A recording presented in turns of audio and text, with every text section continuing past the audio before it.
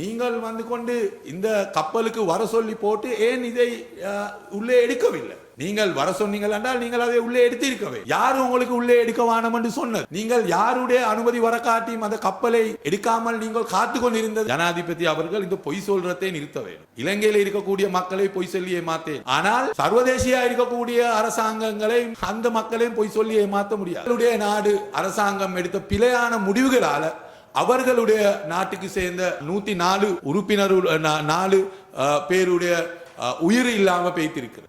அன்பு மஹிந்த ராஜபக்சவுடைய காலத்தில் ஈரானில் எடுத்த எண்ணெய்க்கு $1 மில்லியன் 250 இன்னும் நாங்கள் கெட்டதுக்கு இருக்கிறது. அந்த பணம் இன்னும் நாங்கள் கெட்டி. அதே போல உமாயோய போல ப்ரொஜெக்டோல் செய்திருக்கிறார்கள்.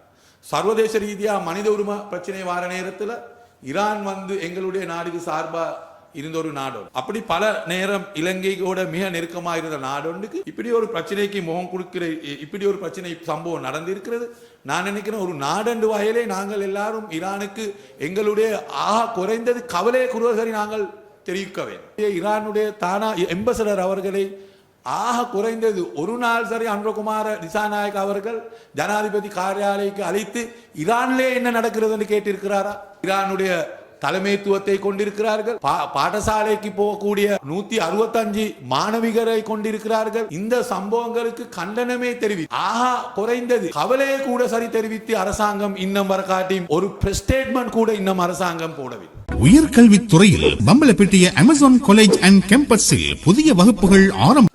எல்லாருக்கும் தெரியும், ஈரான் உடைய எதிராக நடக்கக்கூடிய இந்த யுத்தத்தில் இப்போது இலங்கைக்கு வந்த ஐரிஷ் டெனான்னு சொல்லக்கூடிய அந்த கப்பலை மார்ச் மாதம் 3ஆம் தேதி 4ஆம் தேதி அந்த கப்பலுக்கு தாக்குதல் நடந்தது. அந்த கப்பலுக்கு தாக்குதல் நடந்ததுக்கு பின்பு ஜனாதிபதி அவர்கள் மார்ச் மாதம் 5ஆம் தேதி அவருடைய பிரஸ் கான்ஃபரன்ஸை நடத்தி தெளிவாக சொன்னார். ஈரான் அரசாங்கம் வந்து 26ஆம் தேதி பிப்ரவரி மாதம் அவர்கள் இலங்கைக்கு வரக்கூடிய 3 கப்பலுக்கு அனுமதியை வழங்கினது. மார்ச் மாதம் 9ஆம் தேதியிலிருந்து 13ஆம் தேதி உள்ளது. அதை பற்றி தான் அவர் சொன்னார். அதை நாங்கள் பரிசோதனை பண்ணுங்க, அதை நாங்கள் கவனத்துக்கு எடுத்துக்கொண்டிருக்கிற நேரத்தில் தான் இந்த தாக்குதல் நடந்தது.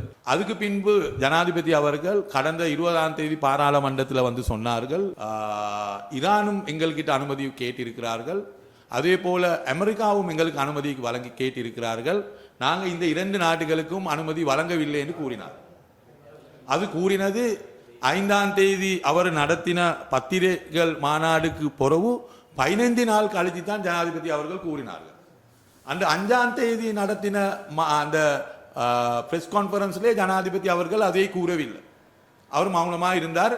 ஈரான் உடைய அரசாங்கம் அந்த அனுமதியை வழங்கினது மட்டும்தான் சொன்னார்கள். நாங்கள் கண்டோம், நேற்று ஈரானுடைய எம்பசடர் அவர்கள் தெளிவாக கூறினார்கள், இலங்கை அரசாங்கம் அப்படி இல்லாட்டி இலங்கையிலே இருந்து தந்த இன்விடேஷனுக்கு தான் இந்தியாவிலே இருந்து எங்களுடைய 3 கப்பல் வந்தது என்று அவர் தெளிவாக கூறினார்கள். எனவே இது ஒரு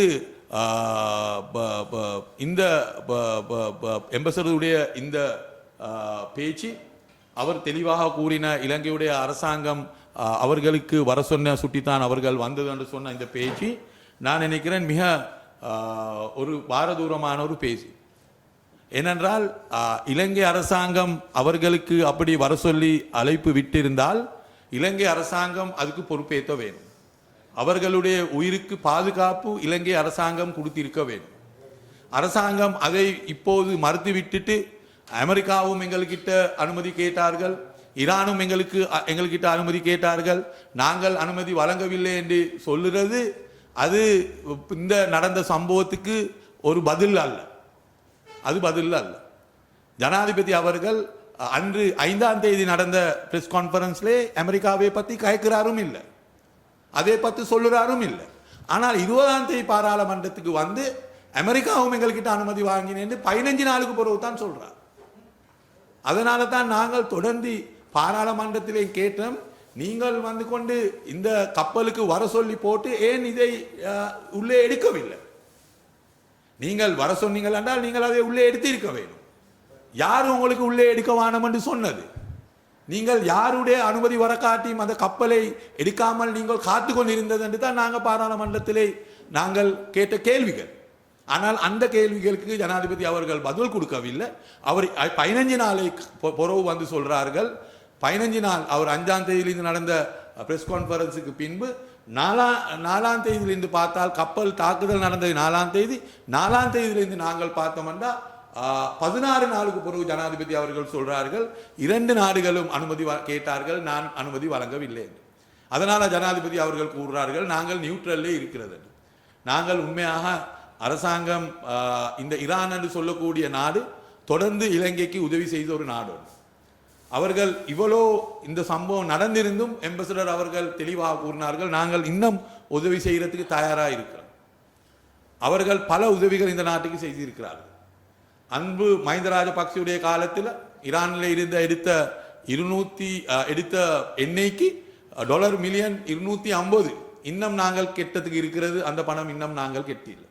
அதே போல உமாயோய போல ப்ரொஜெக்டுகள் செய்திருக்கிறார்கள். சர்வதேச ரீதியாக மனித உரிமை பிரச்சனை வார நேரத்தில் ஈரான் வந்து எங்களுடைய நாடுக்கு சார்பாக இருந்த ஒரு நாடு.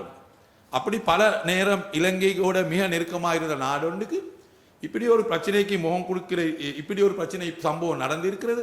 நான் நினைக்கிறேன் ஒரு நாடண்டு வகையிலே நாங்கள் எல்லாரும் ஈரானுக்கு எங்களுடைய குறைந்தது கவலை குறுவசரி நாங்கள் தெரிவிக்க வேண்டும். ஏனென்றால் இது இந்த அரசாங்கத்துடைய பிரச்சனை மட்டுமல்ல, இது ஒரு நாடு சம்பந்தப்பட்ட பிரச்சனை.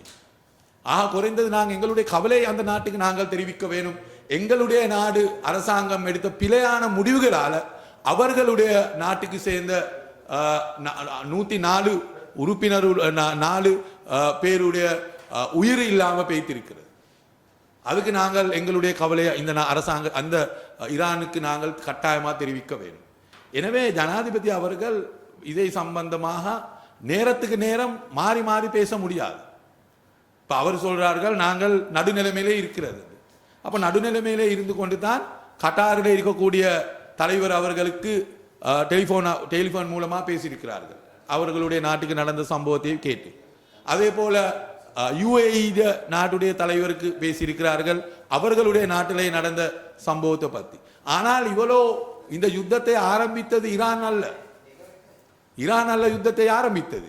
ஆனால் இன்று இந்த நாட்டில் இருக்கக்கூடிய ஈரானுடைய தானா எம்பசடர் அவர்களை குறைந்தது ஒரு நாள் சரி அன்ரகுமார திசாநாயக் அவர்கள் ஜனாதிபதி காரியாலயக்கு அழைத்து ஈரானிலே என்ன நடக்கிறது என்று கேட்டிருக்கிறாரா? இன்னும் வரகாட்டி அவர் கேட்டில்லை. இனி எப்படி அவர் சொல்வார்கள் அவர்கள் நடுநிலைமையிலே இருக்கிறது என்று? அவர் எப்படி சொல்வார்கள் நான் ஒரு பக்கத்திலேயும் இல்லை என்று? அப்படி சொல்ல முடியாது. ஏனென்றால் அவருடைய நடவடிக்கை எடுத்தால் அவர் தெளிவாக விளங்குது அவர் ஒரு பக்கத்தில் இருக்கிறார்கள். ஏனென்றால் ஈரானுடைய தலைமைத்துவத்தை கொண்டிருக்கிறார்கள். பாடசாலைக்கு போகக்கூடிய 165 மாணவிகரை கொண்டிருக்கிறார்கள். இந்த சம்பவங்களுக்கு கண்டனமே தெரிவித்து குறைந்தது கவலையை கூட சரி தெரிவித்து அரசாங்கம் இன்னும் வர காட்டியும் ஒரு பிரஸ் ஸ்டேட்மெண்ட் கூட இன்னும் அரசாங்கம் போடவில்லை. ஒரு பிரஸ் ஸ்டேட்மெண்ட் குறைந்தது ஒரு பிரஸ் ஸ்டேட்மெண்ட் அதை கூட இந்த அரசாங்கம் இன்னும் போடவில்லை. இனி அப்படி இருக்கிற நேரத்தில் அவர்கள் எப்படி கூறுறது நாங்கள் நடுநிலைமையிலே இருக்கிறது என்று? இனி அதனால ஜனாதிபதி அவர்கள் இந்த பொய் சொல்றதை நிறுத்த வேண்டும். இலங்கையில் இருக்கக்கூடிய மக்களை பொய் சொல்லி ஏமாத்தேன். ஆனால் சர்வதேசியா இருக்கக்கூடிய அரசாங்கங்களை அந்த மக்களையும் பொய் சொல்லி ஏமாற்ற முடியாது. அதனால இந்த ஜனாதிபதி அவர்கள் உண்மையை பேச வேண்டும். அவர் நேரத்துக்கு காலத்துக்கு ஒரு பக்கத்துக்கு சார்பாக அவர் சொன்ன விஷயங்களை இல்லை என்று சொல்றதுக்கும் சொல்ல இல்லா விஷயத்தை மறுபடியும் சொன்னேன்னு சொல்றதுக்கும் பேச முடியாது. அதனால இன்று இந்த நடந்திருக்க சம்பவத்தை பற்றி நான் நினைக்கிறேன் இந்த குறைந்தது நாங்கள் கூறியது அரசாங்கத்துக்கு நீங்கள் இந்த யுத்தத்துக்கு எதிராக நில்லுங்கள், இந்த யுத்தம் வேணாம் என்று சொல்லுங்கள். அதை கூட இந்த அரசாங்கத்துக்கு சொல்ல முடியாத நிலைமையிலே தான் இருக்கிறது. அதுதான் உண்மை. குறைந்தது நாங்கள் எதிர்கட்சியில் இருந்து கூடிய எங்கட சஜித் பிரேமதாஸ் அவர்கள் தலைவர் உட்பிட்ட நாங்கள் எல்லாரும் பாராளுமன்றத்தில் கூறினது குறைந்தது நீங்கள் ஒரு பக்கமும் எடுக்க தேவையில்லை. ஏனென்றால் இந்த யுத்தம் மூலமா நாங்கள் எல்லாரும் பாதிக்க போறோம். இந்த நாட்டில் இருக்கக்கூடிய எல்லா மக்களுக்கும் இது மூலமா இப்போது பாதிப்பு வந்திருக்கிறது. அதனால இந்த யுத்தம் வேண்டாம், இந்த யுத்தம் வேண்டாம் என்று சரி நீங்கள் சொல்லுங்க என்று நாங்கள் சொன்னோம்.